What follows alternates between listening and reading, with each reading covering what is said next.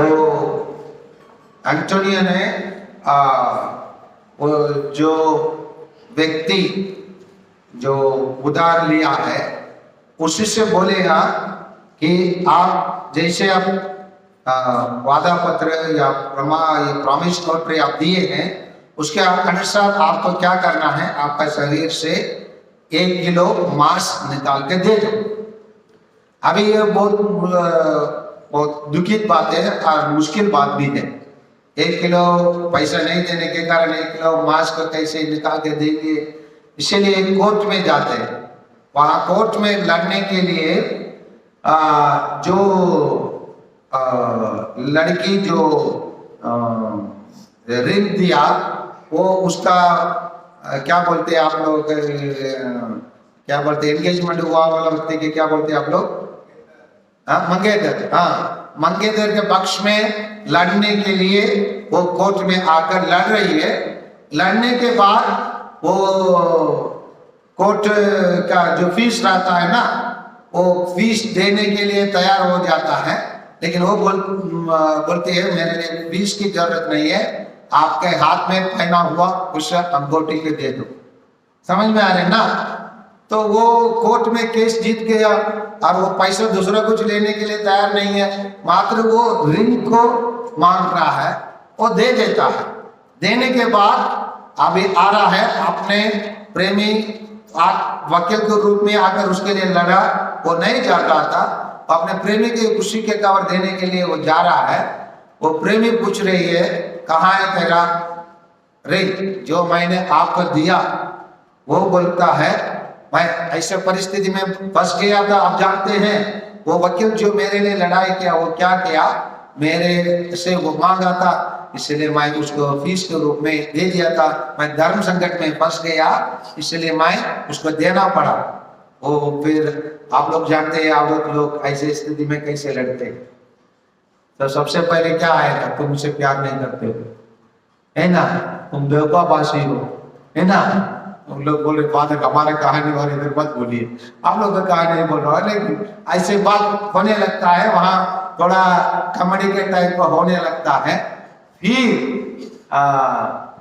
वो लड़की स्वयं बताती है कि मैं हूँ वही वकील जो आपके लिए केस लड़ने के लिए आया, ठीक है आप ऐसे परिस्थिति में दे दिए बोल के वो कहानी समाप्त होता है।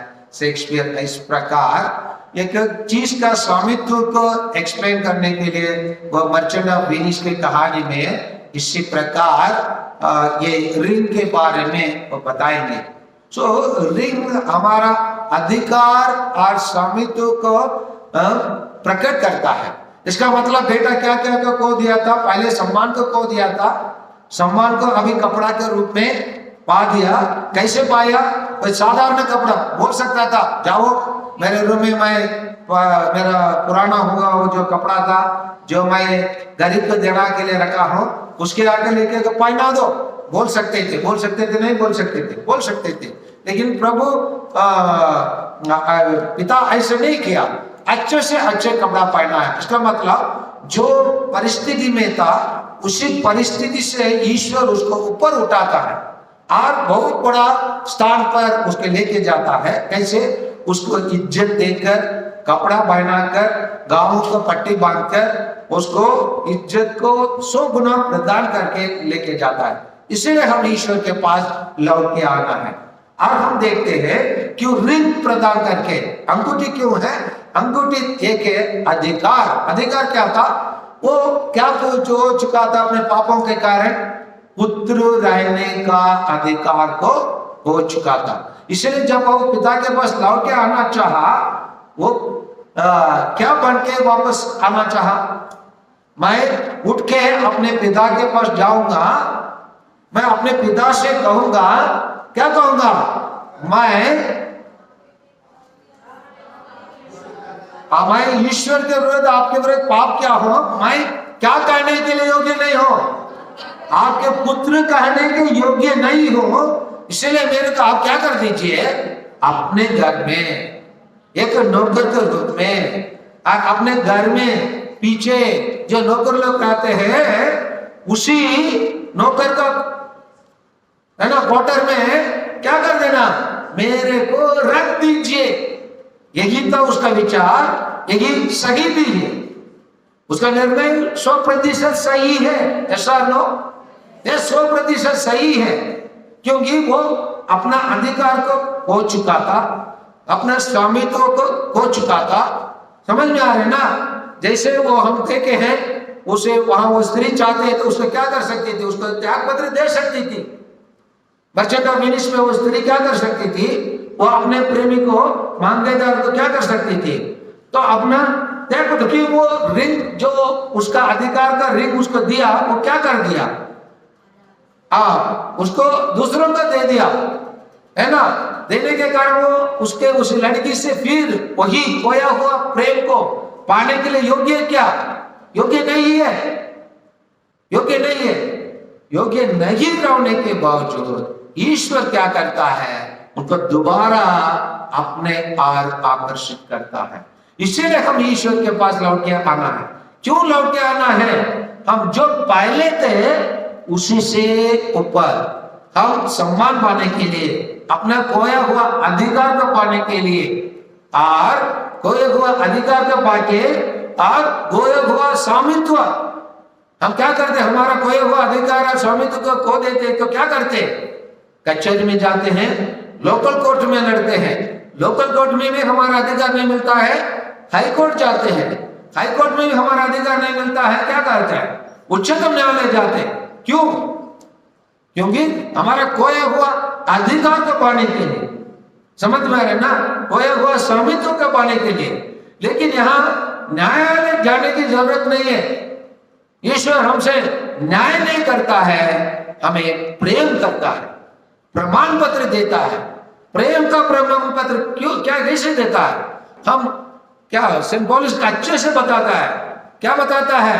क्या हम क्या रहने के बावजूद, हम विधर्मी रहने के बावजूद, वेरी गुड, हम विधर्मी रहने के बावजूद हमें ईश्वर अपने इकलौते पुत्र को हम जैसे पापियों के लिए मरने दिया, उसको हमारे लिए छोड़ दिया, ताकि हम अपने जीवन में क्या क्या खोए उसी को पाने के लिए।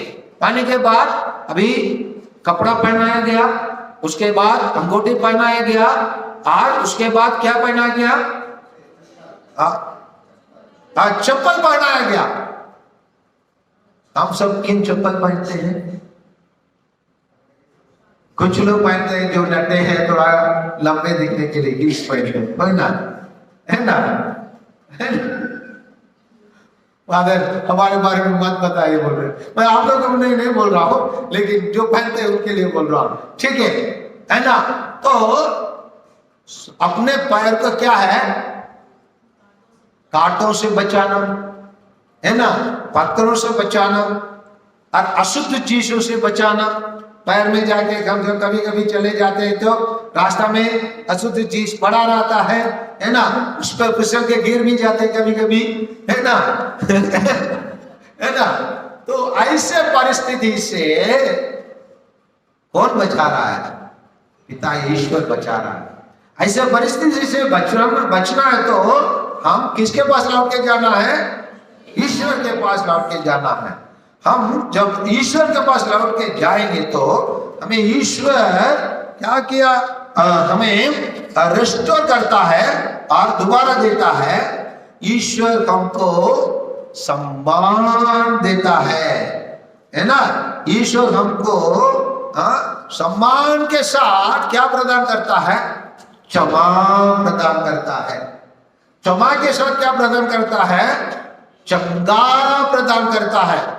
कैसे चंगा प्रदान करता है? ऐसा या 1:18 को पढ़िए। क्षमा और चंगा कैसे प्रदान करता है? 1:18 ऐसा है, नबी यशायाह का ग्रंथ। प्रभु यह कहता है, क्या कहता है? आओ हम एक साथ विचार करें। हमारे पाप किसके समान? सिंदूर के समान लाल क्यों ना हो? वे हिम की तरह विज्वल हो जाए। अभी धोबी के काम कौन कर रहा है? धोबी के काम कौन कर रहा है? ईश्वर। समझ में आ रहे ना? वॉशिंग मशीन कौन? ईश्वर। हमारा गंदगी का धोने वाला कौन? ईश्वर। ईश्वर क्या करता है? हमारे पाप किसके समान? हाँ, मतलब सिंदूर के समान लाल क्यों ना हो, उसके किस प्रकार उस धो देंगे? हिम के तरह, हिम की तरह हमको साफ कर देंगे। इसलिए ईश्वर के पास लौटना है। लौटना है नहीं लौटना है? कौन कौन लौटना चाहते हैं? हाथ ऊपर कीजिए, बोलिए ईश्वर की स्तुति हो, ईश्वर को धन्यवाद। पवित्र आत्मा की स्तुति हो, पवित्र आत्मा को धन्यवाद। पुत्र की स्तुति हो, पुत्र को धन्यवाद। आइए हम एक 40 का गाना गाएंगे। सब लोग नंबर बताइए, गाना निकाल कर गाइए। सब लोग गाना गाएंगे।